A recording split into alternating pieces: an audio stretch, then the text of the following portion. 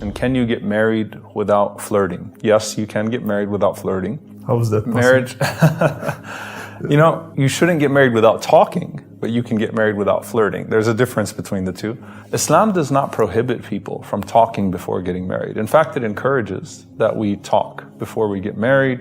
You ask important questions. Your favorite color is not going to affect whether or not we have a good marriage, right? You ask important questions about deen, about character, about likes and dislikes, about priorities, about vision of a family, about, career. Those are questions that you want to ask. And you also see if your character lines up. Plus, I think the word flirting has multiple connotations. It can mean many things, right? You don't have to talk rough and just business-like, but at the same time, you can't transgress. You can't go past, the things that Islam has barred. Why? Because look, if you go there, I'd say it's actually risky to be romantic before getting married. Why? Because when you do that, you lose your mind. At that point, you're not going to see any of the flaws of a person because you want that person to be perfect. Marriage is a decision that you want to make with your full senses. You want to make sure that you're thinking properly when you get married, right? And love is very blinding. Sometimes you get attracted to the idea of someone, and so you're not thinking properly about who that person really is.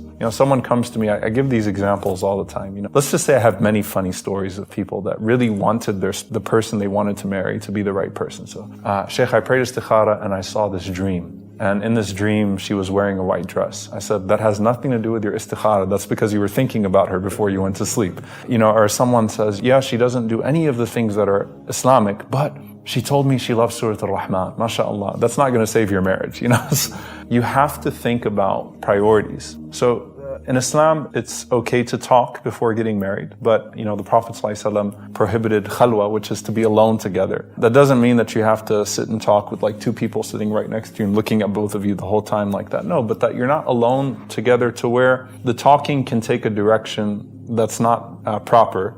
And I think that there's so much wisdom in that. Why? Because you get to know a person the way you should get to know a person without rushing towards other things. Look, talk to a person under the halal guidelines, inshallah ta'ala, but ask important questions and look for their deen and their character always, religion and character. The first thing, the Prophet ﷺ said, if someone comes to you whose religion and character is pleasing to you, then marry that person. Isn't it a very short time to know a person without flirting, just have a conversation 2 or 3 times? It seems to be very risky. It doesn't have to be just 2 or 3 times.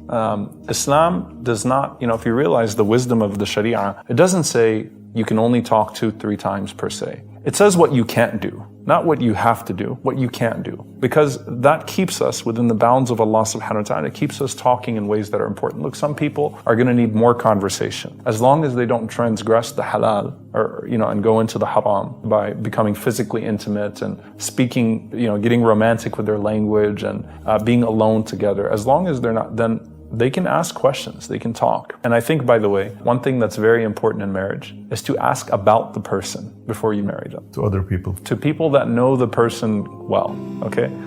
And with all of that, here's the thing, with all of that, it's always going to be a risk. Marriage is a risk, okay? Because a person can misrepresent themselves over 20 times or over 100 times. And so that's where your trust in Allah comes, the intention to please Allah subhanahu wa ta'ala when you get married, and praying istikhara properly. And inshallah ta'ala, we pray that Allah subhanahu wa ta'ala give us righteous and good spouses.